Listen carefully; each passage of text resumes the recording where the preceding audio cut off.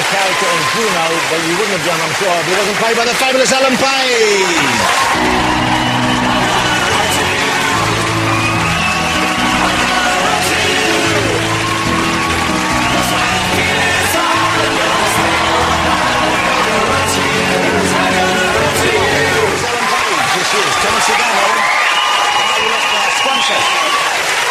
How lovely to have you here.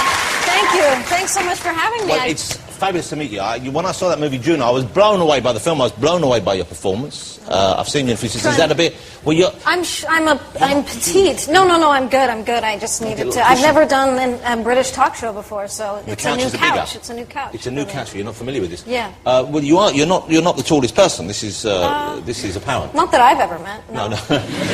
Do people normally comment on your height when they first meet you? Or they do. They often comment on how incredibly short I am. And is this something you welcome, or would you rather they didn't draw attention? Oh, it's just fine. I mean, I'm used to being short. It's been a part of my life, and it's something that I've begun to accept. Do you think you might still have some growing left in you, or do you think you have this is it? I'm 23. I feel like I've probably stopped, but there's probably going to be some plastic surgery for it. Well, you get to my age and you start going out that way, so right. You've got that to look forward to instead. Right. Well, it's lovely to have you here. Have you spent much time in the UK? I know you're over for the new movie, which we'll talk about in a minute, Inception. Yes. It's just about it's going to be a big blockbuster summer film. Yes. But have you been over here? I know you've been at least once. How often do you get over to the UK? I have. I've been a couple times. The first time I was here, I was 16, and I've been back since, and I love it, and I love London the more and more I come. Really and truly, I do.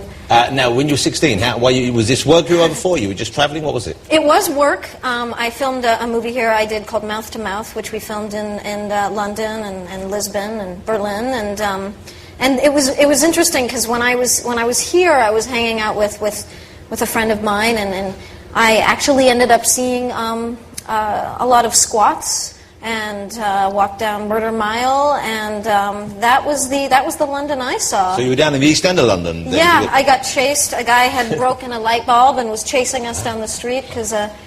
Welcome back. Thank you. Must have been... But since then, I've also spent times in lovely Soho and Covent Garden as well. But I'm grateful to see all sides of a city, because usually those things are... It's much more interesting to see that They try and tuck those places away. Yeah, we try and hide them. Exactly.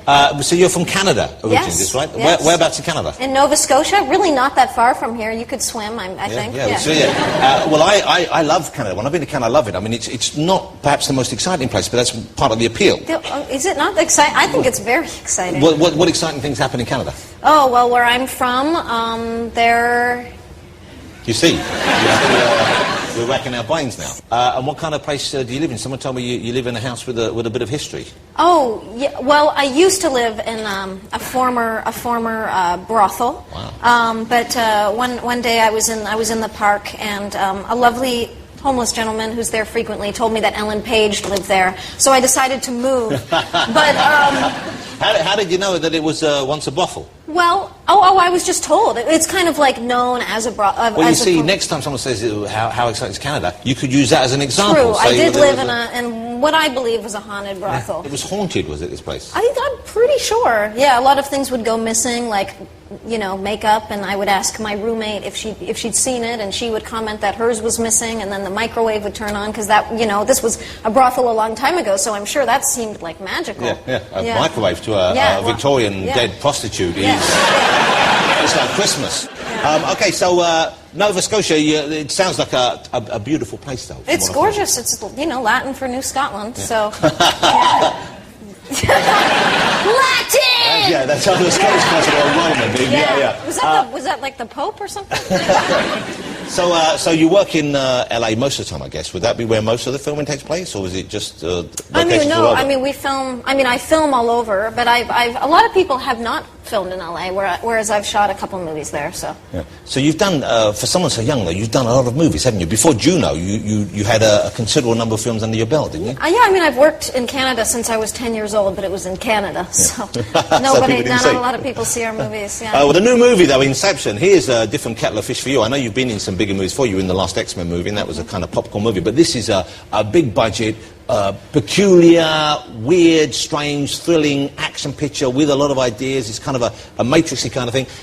But what a strange plot as well. How would you describe Inception to people who might be thinking of going to see it? Oh, wow. Well, I mean, first and foremost, I think I'd say it's really hard to describe because it's not some kind of a gimmick. And it's directed by the absurdly talented and the absolutely lovely Christopher Nolan. Who did Dark Knight, of course, which is one of the biggest movies ever made. It's about the Leonardo DiCaprio plays a gentleman who has the ability to... has a machine that enables dream sharing, and thus he can implant ideas in people's minds as well as extract them. And he has a new team to perform this act of inception that I'm the new member of. People go into the dreams and they try and steal stuff or indeed plant stuff. That's the idea of it. Leonardo, had you met him before? Because you must have been, I suppose you were a kid when Titanic came out. Did you go and see that film? I did. I believe I saw it on my 12th birthday, and... loved it, and of course loved him, but you know, even more than that, have had so much respect for him, the choices he's made. He's clearly an actor because he loves to act. He makes interesting choices, absolutely. And he's absolutely lovely. Did you have a post of him? Did you have did you have any sort of a crush on him when you were younger? I had a bit of a crush on him. Yeah,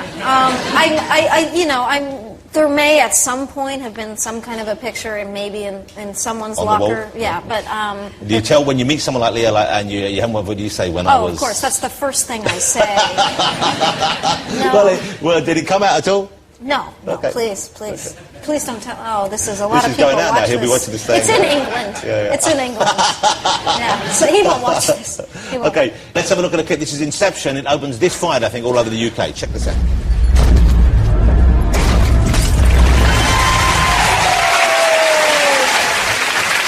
Let me ask you something about the film. In the film, there's lots of dreams. You saw a kind of dream going on there, and it's sort of a controlled dream. But they're not. They're kind of dreams. I guess they suit the plot. They're not the sort of dreams I ever have. Are they the sort of dreams you ever have? They're quite straightforward, the dreams in this. Yeah, I mean, look, I have all kinds of dreams. I'm a very vivid dreamer. I'm a sleepwalker. So you sleepwalk. And do you dream while you're sleepwalking? Well, interestingly enough, sometimes in the sense that I will. I think they're called, I've been told they're called night hallucinations, where I project at night and I'll stand up and I talk to people, and in the moment it feels so real. Yeah. Do you ever have dwarfs in your dreams? I don't think I have. I'll tell you why I'm asking, because in movies normally, and it's true, don't you think, when you see movies, they often have a dream and someone will say, there'll be a dwarf sitting in the corner, like that.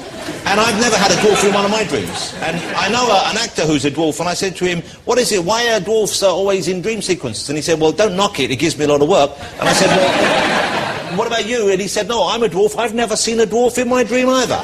Interesting. Where's Freud when you need him? Exactly. Yeah. Exactly. We saw you juggling a bit earlier on. That was pretty good. Where did you learn that skill? It's called growing up on film sets and just having a lot of time to yourself. And I'm stubborn, so if I start something, I need to learn it. You know. I love seeing you work. I love watching you in movies because also hasn't Ellen just got the most beautiful face, ladies and gentlemen? Oh. Wow! What a beautiful young woman. You should have seen, this morning it was different. You look bad in the morning? You look bad? Well, it's... you don't look bad in the morning. Yeah. Ellen, come in and see me in the morning, then you'll know. Jesus, it's awful. Well, you're very kind. I'm very handsome, yes. Is that what you're going to say? Comes to something when you have to finish off a lady's sentence for her. How lovely to have you here. Thanks for joining me. Good luck with Inception. Well, it's a pleasure. When I first saw Juno, I was blown away by your performance, and I saw that a couple of other movies. I saw a film called Hard Candy that I thought was just tremendous. Thanks. A wondrous performance, and you're great in this as well. Ladies and gentlemen, the fabulous Ellen Page.